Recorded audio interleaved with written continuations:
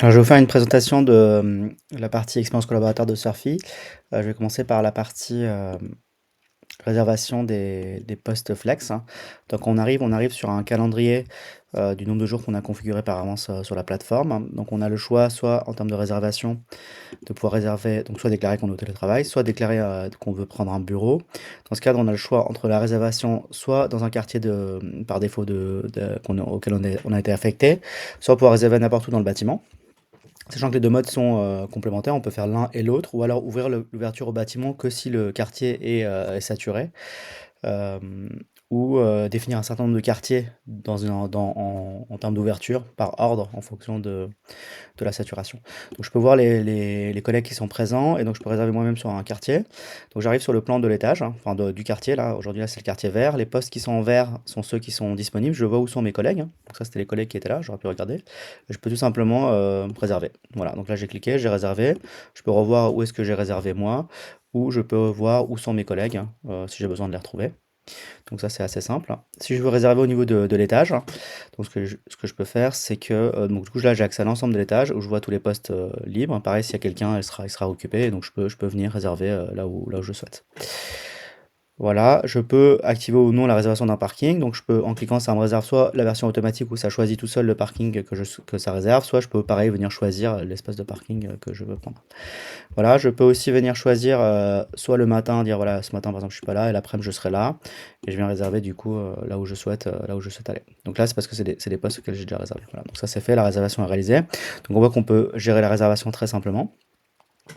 On peut être sur un bâtiment, sur plusieurs bâtiments, enfin tous les options sont possibles, hein.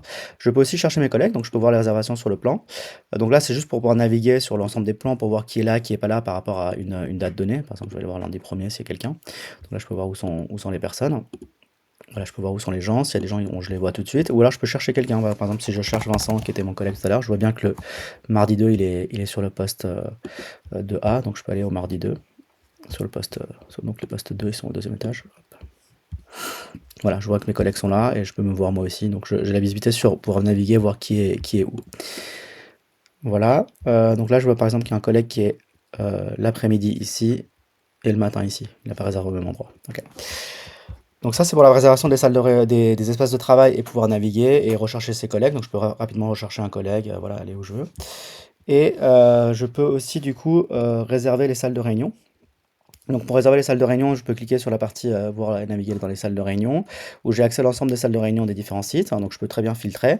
En fonction des droits que j'ai sur la plateforme, je peux ne voir qu'un seul bâtiment, je vous montrerai tout à l'heure. Je peux choisir les capacités, par exemple, voilà, je voudrais des salles de 6, hein.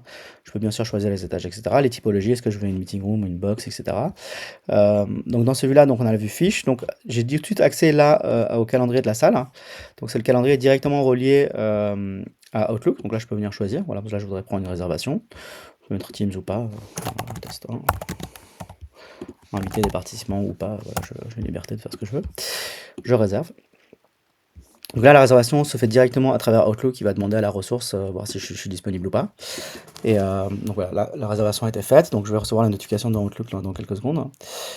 Je peux aussi directement voir l'agenda de la salle. Donc je vois que de 10h30 à 12h mardi et dans 2 jours, il y a cette réunion que je viens de faire. Ah là, c'est la notification que j'ai reçue. Ouais, donc si je vais là, elle a été faite là le 2, hop. Voilà, c'est celui que je viens de faire là tout de suite, vous voyez, donc là c'est vraiment la ressource qui a été réservée. Je peux aussi faire la réservation d'ici, donc je peux par exemple aller ouais, la semaine d'après, ça va être plus simple. Ici. Et là j'ai accès directement du coup aux salles qui sont dans Surfy. Donc ça peut être dans ce sens-là, mais dans l'autre sens, en fait, ça revient au même. Donc toutes ces salles-là sont directement synchronisées par Surfy avec, avec Microsoft Place, hein. Et donc là, je peux inviter quelqu'un ou pas. Voilà, je fais ce que je veux, inviter un collègue. Donc je n'ai même pas besoin vraiment de mettre nos noms. Et dès l'instant où j'ai fait ça, si je retourne là-bas sur les réservations de la salle, donc a priori je devrais voir quand elle va apparaître. Donc dès que la réservation sera acceptée par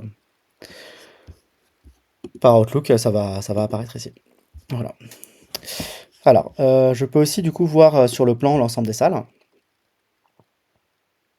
Là, j'ai toutes mes salles qui sont présentes sur, sur les espaces. Hop.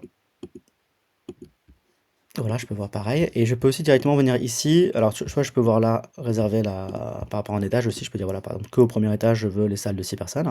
Je vois les salles avec leurs équipements, avec des photos de la salle, enfin, il y a tous les différents éléments disponibles et je peux aussi directement choisir un jour. Par exemple, dire, voilà, je voudrais, par exemple, pour le mardi 2, directement l'horaire de présence, par exemple, de 14 h à 16 h, je voudrais prendre une salle. Donc là, il me montre que les salles qui sont disponibles à ce moment-là, soit dans tout le bâtiment. Donc là, j'ai l'ensemble des salles sur tout le bâtiment. Il y en a sur 2 étages, hein, il peut en avoir sur d'autres étages. Et là, je peux du coup directement réserver la salle. Et quand je clique ici, comme j'ai déjà les horaires qui sont choisis, c'est présélectionné, je l'ai tout de suite. Voilà, test 2, et je peux réserver.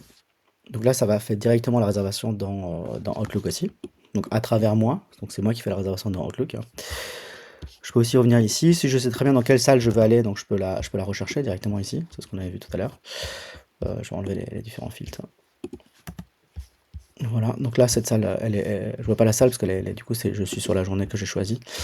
Mais si je prends la Charclot, c'est celle qu'on a réservée. Voilà, je vois bien l'autre réservation qui a été faite sur la salle. Voilà. Alors, donc ça, on voit bien que la réservation, elle fonctionne bien. Elle est directement faite avec Outlook, hein. J'ai la visibilité sur les salles. Je peux réserver soit le calendrier, soit sur les salles. Je peux aussi, bien sûr, localiser la salle directement sur un plan. Ça, c'est évident. Et alors, là, je peux passer en mode typologie pour les voir mieux. Donc là, j'ai la salle qui est là. Et du coup, quand je suis aussi sur les plans de la salle, je peux aussi accéder directement au calendrier des réservations de la salle si j'ai besoin. D'accord?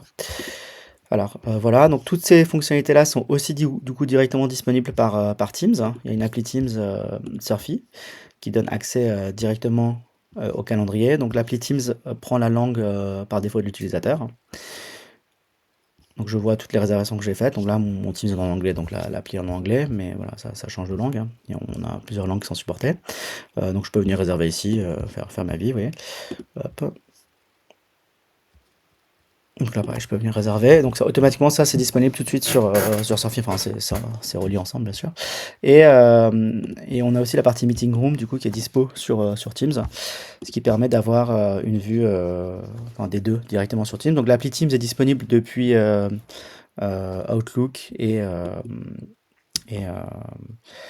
et Teams, hein. Et ouais, si je retourne ici, par rapport au nombre de ressources, si je vais faire une réservation, en fait, ici, dans les locations, j'ai toutes les locations qui ont été synchronisées avec Surfy. Donc, on peut mettre le règle de nommage qu'on veut pour ici ramener les salles et les capacités sont mises à jour directement dans la synchronisation avec Microsoft Place. Voilà, un aperçu rapide de la partie expérience collaborateur. Et sachant que les plans sont toujours des plans dynamiques, hein, qui sont des plans Surfy qu'on peut venir modifier, mettre à jour, déplacer les éléments et affecter les personnes. Et juste rapidement la partie affectation au quartier, pour montrer comment ça fonctionne. En fait, si vous souhaitez que des personnes soient affectées uniquement à un quartier, vous pouvez passer du coup rapidement sur la partie Surfy en vue quartier, par exemple sur un étage où il y a des quartiers, ici. Voilà, donc là j'ai le mode quartier, donc je peux venir directement affecter différentes personnes au quartier. Donc ça peut se faire aussi dans le cadre de la synchronisation. Si les quartiers par exemple sont des organisations, on peut les mapper automatiquement dans l'import qui est fait avec l'Active Directory. Voilà, donc là je peux venir par exemple affecter une nouvelle personne sur un quartier, donc ça c'est le travail de l'administrateur. Voilà, je vais affecter cette personne à ce quartier. Et dès l'instant où il se connectera via sa partie réservation, il aura ce quartier là par défaut, ou alors il pourra réserver partout dans le bâtiment ou mettre les mêmes règles en place. Voilà. Et juste ici, on a la présentation d'une interface d'un utilisateur qui a que des droits de lecteur. Donc il peut venir gérer son planning, gérer sa réservation de salle de réunion ou voir où sont les collègues, hein, voir les bâtiments sur une carte et les bâtiments avec un plan. Donc là, une vue très petite de Surfy. Sachant que via l'application Teams, aussi, tout est disponible directement dans le téléphone. C'est-à-dire que vous pouvez très bien voir, réserver dans le téléphone, tout fonctionne bien.